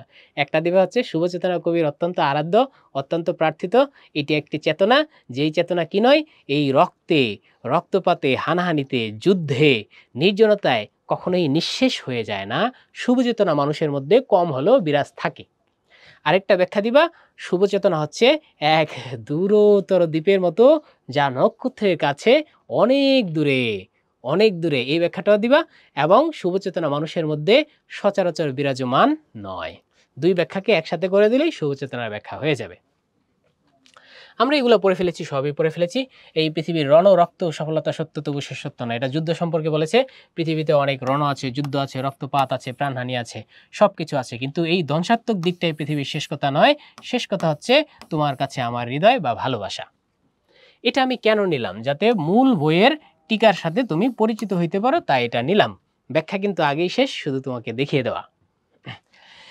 এই যে আজকে অনেক রুড়ো রৌদ্রে ঘুরে প্রাণ, ঠিক না? আমরা অনেক খুব খারাপ অবস্থায় আছি। আজকে বলতে 1942 সালে খুব খারাপ অবস্থায় আছে, কিন্তু আমাদেরকে প্রেম প্রতিষ্ঠা করতে হবে, আমাদেরকে সত্য প্রতিষ্ঠা, কল্যাণ প্রতিষ্ঠা করতে হবে। করতে গিয়ে আমরা যুদ্ধ করেছি, যেমন মুক্তিযুদ্ধের সময় আমরা যুদ্ধ করেছি, রাসূল সাল্লাল্লাহু আলাইহি সাল্লাম যুদ্ধ করেছেন, অগণিত প্রাণহানি ঘটেছে, এই যুদ্ধের সময় অনেক রক্তপাত ঘটেছে, এত কিছু ঘটেছে। কেন ঘটেছে? সব কিছুর মূলে ছিল প্রেম প্রতিষ্ঠা করা, ভালো সমাজ প্রতিষ্ঠা করা। অনেক রক্তের পথ পাড়ি দিয়েই আমাদের কিন্তু ভালোবাসা অর্জন করতে হয়। সিম্পলি তুমি চিন্তা করো, তুমি একটা নারীকে ভালোবাসো, কিন্তু তোমার এই নারীর মেয়ে, নারীর বাপ হচ্ছে মিশা সওদাগর, সে তো তোমাকে বিয়ে দিবে না। তখন তোমাকে কি করতে হবে বলো তো? সেই বাড়িতে বারবার যেতে হবে, মিশা সওদাগর লোকেরা তোমাকে ধরবে, মারবে, রক্তপাত ঘটাবে, জেল খাটাবে। তারপর তুমি জেল থেকে বের হয়েও বলবা, ও পিয়া, ও পিয়া তুমি কোথায়? তাহলে দেখো, সাধারণ নারীর ভালোবাসা পাইতে হইলেও অনেক রক্তপাত করতে হবে, অনেক যুদ্ধ করতে হবে, লড়াই করতে হবে। তাহলে যুদ্ধ রক্তপাত ছাড়া ভালোবাসা প্রতিষ্ঠিত সহজে হয় না। মূল বইয়ের টিকা থেকে আমরা এখানে দেখতে পাচ্ছি, বলছে এই পথে আলো জ্বালে পৃথিবীর ক্রমমুক্তি হবে। কোন পথে? শুভ চেতনার মাধ্যমেই আমরা আলো জ্বালাবো, সেই আলো জ্বালিয়েই পৃথিবীকে আমরা ধীরে ধীরে মুক্তি ঘটাবো। শুধু কি পৃথিবীর মুক্তি? হ্যাঁ, পৃথিবীর মুক্তিও ঘটাবো, মানুষের মুক্তিও ঘটাবো। এগুলা কিন্তু টিকার মধ্যে হাইলাইটস করা শব্দ। একসময় কিন্তু কবি বলেছে, এই মাটি পৃথিবীর টানে পৃথিবীতে আসলাম, না এসেই ভালো হতো অনুভব করে। কেন তিনি এটা বলেছেন? কারণ কবি দেখেছেন সারা পৃথিবী সংকট, কবি দেখেছেন নিজের জীবনে শান্তি নাই। এই ব্যক্তিক এবং সাংস্কৃতিক সংকট প্রত্যক্ষ করে পৃথিবীকে মানব রূপে জন্ম না নেওয়াকে কবি কাঙ্ক্ষিত মনে করেছিলেন এক সময়। কিন্তু পরবর্তীতে আর কবি আবার দেখলেন যে এসে লাভই হলো। কেন লাভ হলো? এই ভোর পেয়েছি, সেই ভোরে শিশিরের স্পর্শ পেয়েছি। এটা হচ্ছে সবচেয়ে গুরুত্বপূর্ণ চরণ, শাশ্বত রাত্রির বুকে অনন্ত সূর্যোদয়। অর্থাৎ সারা পৃথিবীব্যাপী যত অন্ধকার আছে, সেই অন্ধকার এবং অশুভের অন্তরালে কি লুকিয়ে থাকে? সূর্যোদয় এবং মুক্তির দিশা। এখানে দেখো, মূল বইয়ের শব্দার্থ টিকার মধ্যে আমরা এটাকে ভালো করে দিয়ে দিয়েছি যাতে তুমি বুঝতে পারো। আলোচনা কিন্তু আমাদের প্রায় শেষ, এখানে শুধু দেখিয়ে দেই। সুচেতনা তুমি এক দূরতর দ্বীপ। এই যে আমরা দ্বীপ, কোন দ্বীপটাকে বুঝিয়েছে? তখন শ্রীলঙ্কার দ্বীপটাকে বুঝিয়েছে। যদি বাংলাদেশের দ্বীপকে ভাবো তাহলে কিন্তু ভুল। শ্রীলঙ্কার দ্বীপকে বুঝিয়েছে। তখন 1942 সাল তো, বাংলাদেশের অস্তিত্বই নাই, তখন সমগ্র ভারতবর্ষ ছিল। তাই দ্বীপকে বুঝিয়েছে, শ্রীলঙ্কার দ্বীপকে। দারুচিনি, অনেকে আবার দারুচিনি চিনো না, এই হচ্ছে দারুচিনি, যেখান থেকে সুগন্ধ আসে। তাহলে দেখো, এটা একটা শুভ চেতনার মাইন্ড। তাহলে এর যত কিছু আছে, এর যে চিন্তা আছে, সেই চিন্তাটাও কিন্তু শুভ চেতনা। আর এর হৃদয় থেকে যেই গন্ধটা ছড়ায়, সেই গন্ধটাও কিন্তু সুগন্ধ ছড়ায়। কিসের মতো সুগন্ধ? দারুচিনির মতো সুগন্ধ। অর্থাৎ শুভ চেতনার মনের সবকিছুই কি হয়? সুন্দর হয়। দারুচিনি বনানী, এই হচ্ছে দারুচিনি বনানী, গাছ থেকে ছাল ছাড়িয়ে নিচ্ছে। এই যে দেখো, দারুচিনি বনানীর ফাঁকে নির্জনতা, কি সুন্দর নির্জনতা আছে। তাহলে তুমি বলো, ঢাকা শহরে শাহবাগে শান্তি বেশি থাকবে নাকি এখানে শান্তি বেশি থাকবে, প্রশান্তি বেশি থাকবে? এই নির্জনতা দ্বারা বারবার বোঝানো হচ্ছে কি? প্রশান্তি।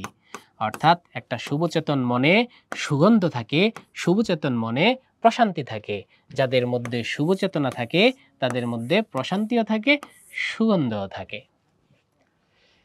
এরপর এখানে দেখো, এই পৃথিবীর রণ রক্ত, রণ মানে হচ্ছে যুদ্ধ, রক্ত মানে রক্তপাত, সব সত্য, তবে এটাই শেষ সত্য নয়। আমরা যুদ্ধ সম্পর্কে আগেও বলেছিলাম, তবে এখানে বলি যুদ্ধকে তিনি খারাপও দেখিয়েছেন, আবার তিনি দেখিয়েছেন যুদ্ধের কি আছে, প্রয়োজনীয়তা আছে। তবে এই সমস্ত কিছুর চাইতে তিনি সবচেয়ে বেশি ফোকাস করেছেন কিসের উপর?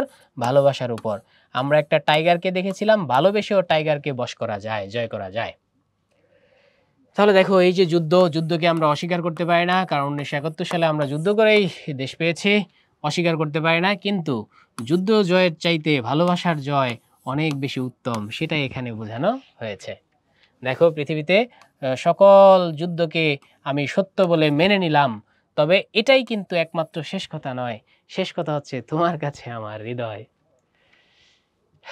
এবার দেখো, এই চরণটা আমরা পড়েছি, এটা খুব খারাপ অর্থ মিনিং করে, বিশ্বযুদ্ধের খারাপ অবস্থা। আর এখানে দেখো বলছে যে পৃথিবীর মানুষকে যদি তুমি মানুষের মতো ভালোবাসতে যাও, যদি মানুষকে ভালোবাসতে যাও, তবু তোমাকে যুদ্ধ করতে হবে। এই যুদ্ধটা করেই তো আমরা কি করেছি? ভালোবাসা প্রতিষ্ঠা করেছি।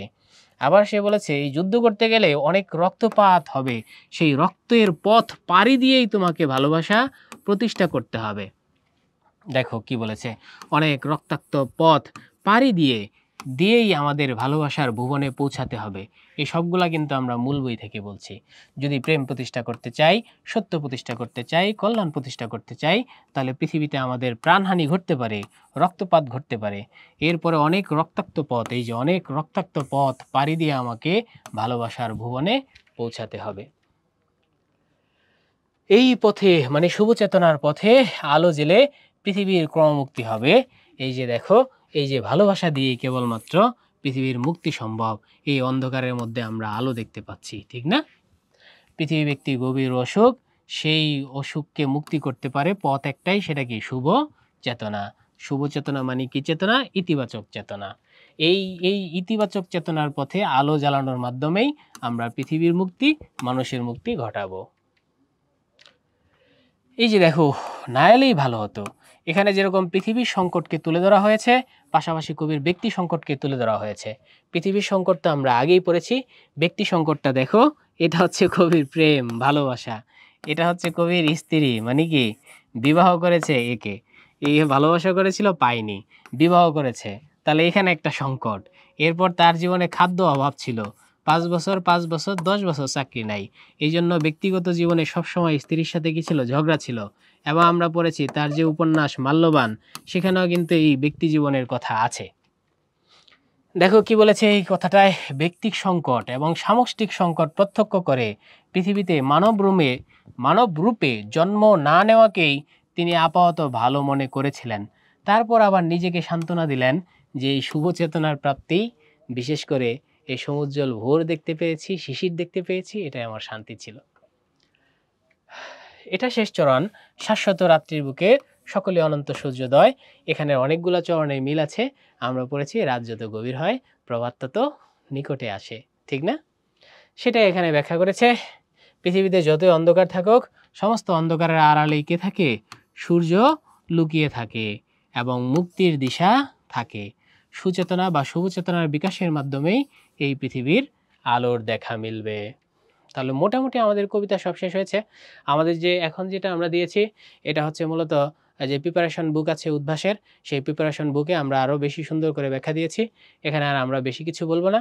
এখানে তোমাদের যদি প্রয়োজন হয় তোমরা স্ক্রিনশট নিয়ে নিবে, স্ক্রিনশট নিয়ে দেখবে। এই হচ্ছে একটি পেজ। আজকে অনেক রুদ্রে ঘুরে প্রাণ, এটা একটা স্ক্রিনশট নিতে পারো, 2টি পেজ। এই যে আমরা এখানে ক্লান্তিহীন নাবিক দেখছি। পৃথিবীকে ভালো করতে হলে আমাদের এমন হতে হবে, আমরা একা পারবো না, আমাদের সাথে কে লাগবে? অনেক মনীষী লাগবে। অনেক মনীষী হলেও চলবে না, আমাদের শতাব্দীর পর শতাব্দী কি লাগবে? সময় লাগবে। না এলেই ভালো হতো অনুভব করে, এটার পুরো চরণের ব্যাখ্যা এখানে দেওয়া আছে। এই হচ্ছে আমাদের শেষ কথা। তাহলে সুচেতনা মানে কি নারী? না, নারী নয়, শুভ চেতনা। আমাদের এই শুভ চেতনাকে বিকাশ ঘটাতেই হবে। আমাদের শুভ চেতনার জন্য আমাদের কল্পনা করতে হবে 1942 সাল, আজ থেকে প্রায় 80 বছর আগের ঘটনা। প্রেক্ষাপট কেমন ছিল? সকলেই ভালো থাকবে। আল্লাহ হাফেজ।